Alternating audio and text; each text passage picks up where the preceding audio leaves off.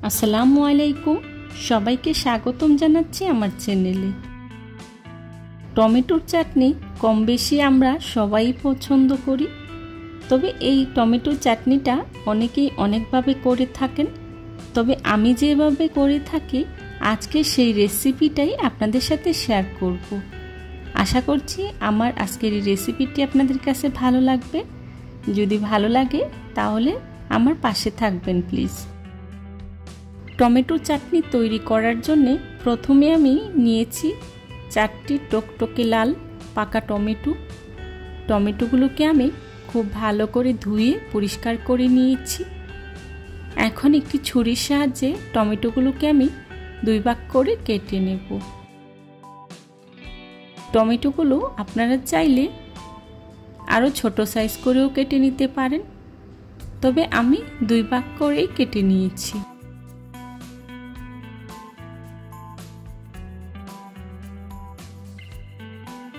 এভাবে আমি সবগুলো টমেটো কেটে নিয়েছি। টমেটোগুলো কাটা হয়ে গিয়েছে। এবার চুলায় একটি প্যান বসিয়ে এর মধ্যেই দিয়ে দিচ্ছি সরিষার তেল 1 টেবিল চামচ। তেলটা হালকা গরম হয়ে আসলেই দিয়ে দিচ্ছি শুকনো মরিচ। শুকনো মরিচগুলোকে আমি খুব ভালো করে ভেজে নেব। আমার শুকনো মরিচগুলো ভাজা হয়ে গিয়েছে। এখন চুলা থেকে নামিয়ে এক সাইডে রেখে দেব।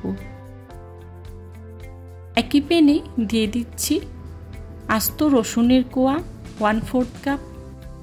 রসুনগুলোকে আমি খুব ভালো করে ভেজে নেব, যাতে করে রসুনগুলো পুরোপুরি সিদ্ধ হয়ে যায়। এই টমেটোর চাটনিতে রসুনটা ব্যবহার করার চেষ্টা করবেন, তাহলে চাটনিটা খেতে ভীষণ মজার হয়। আমার রসুনটা ভাজা হয়ে গিয়েছে।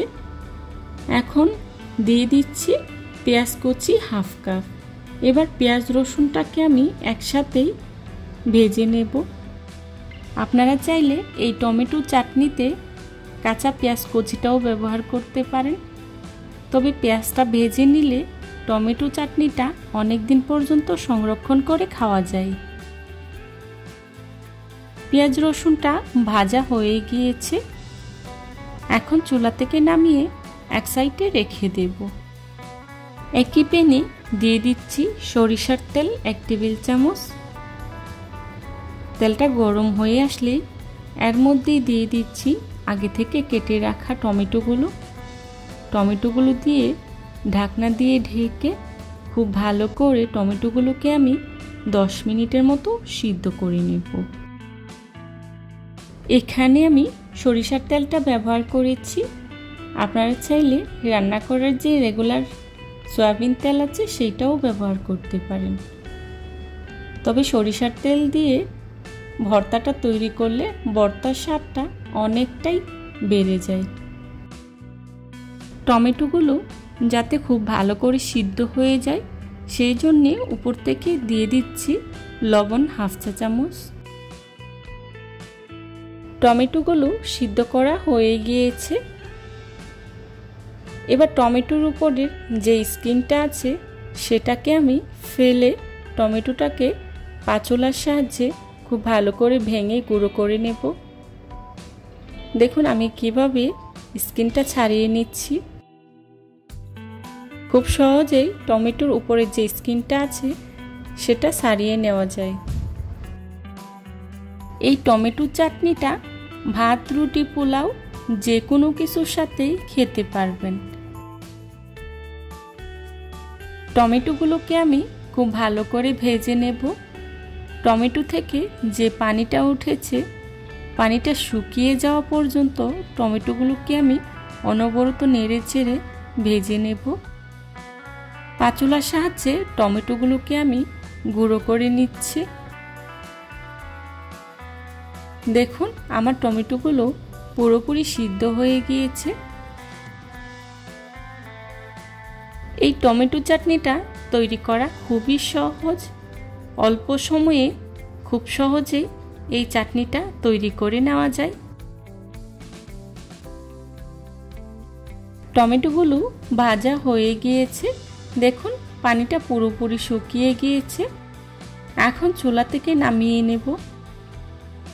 অন্যদিকে চাটনিটা তৈরি করার জন্য একটি পাত্রে নিয়েছি শুকনো মরিচগুলো, যেগুলোকে আমি কিছুক্ষণ আগে ভেজে রেখেছি। এখন বোটাটা ছাড়িয়ে শুকনো মরিচগুলোকে আমি খুব ভালো করে গুঁড়ো করে নেব। শুকনো মরিচটা গুঁড়ো করার সময় অবশ্যই লবণ ব্যবহার করবেন, এতে করে শুকনো মরিচগুলো খুব সহজেই গুঁড়ো হয়ে যায়। দিয়ে দিচ্ছি লবণ 1 টিস্পুন। লবণটা দিয়ে শুকনো মরিচগুলোকে আমি খুব ভালো করে গুঁড়ো করে নেব।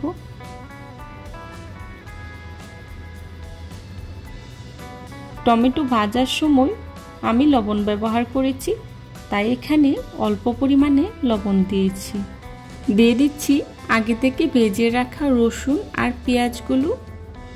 এখন রসুন পেঁয়াজগুলোকে আমি মরিচের সাথে খুব ভালো করে মাখিয়ে নেব।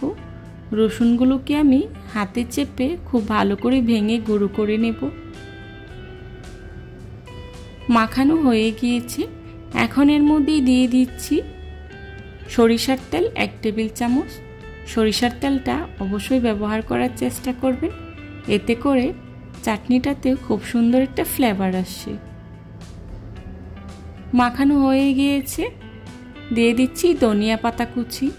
ধনিয়া পাতা কুচিটা দিয়ে আবারও আমি খুব ভালো করে মাখিয়ে নেব। আর এই চাটনিতে ধনিয়া পাতা কুচি দিলে চাটনিটা খেতে ভীষণ মজার হয়। দিয়ে দিচ্ছি আগে থেকে তৈরি করে রাখা টমেটো পিউরিটা। এবার সবগুলো উপকরণ একসাথে খুব ভালো করে মাখিয়ে নেব। মাখানো হয়ে গিয়েছে। তৈরি হয়ে গেল আমার মজাদার টমেটো চাটনি। দেখুন কতটা সুন্দর হয়েছে। এখন একটি সার্ভিং ডিশে সার্ভ করে নিচ্ছি। রেসিপি ভালো লাগলে বাসায় একবার হলেও ট্রাই করে দেখবেন, আর কেমন হয়েছে আমাকে কমেন্টস করে জানাবেন। যারা এতক্ষণ ধৈর্য সহকারে আমার ভিডিওটি দেখেছেন তাদেরকে জানাই অসংখ্য ধন্যবাদ। এ ধরনের সব ঘরোয়া এবং মজার মজার রেসিপি পেতে আমার চ্যানেলটি ভিজিট করে আসবেন প্লিজ। রেসিপি ভালো লাগলে লাইক কমেন্ট শেয়ার করতে ভুলবেন না। পরবর্তী রেসিপি দেখার আমন্ত্রণ জানিয়ে আজকের মতো এখানেই বিদায় নিচ্ছি। সবাই ভালো থাকবেন, সুস্থ থাকবেন। আল্লাহ হাফেজ। আসসালামু আলাইকুম।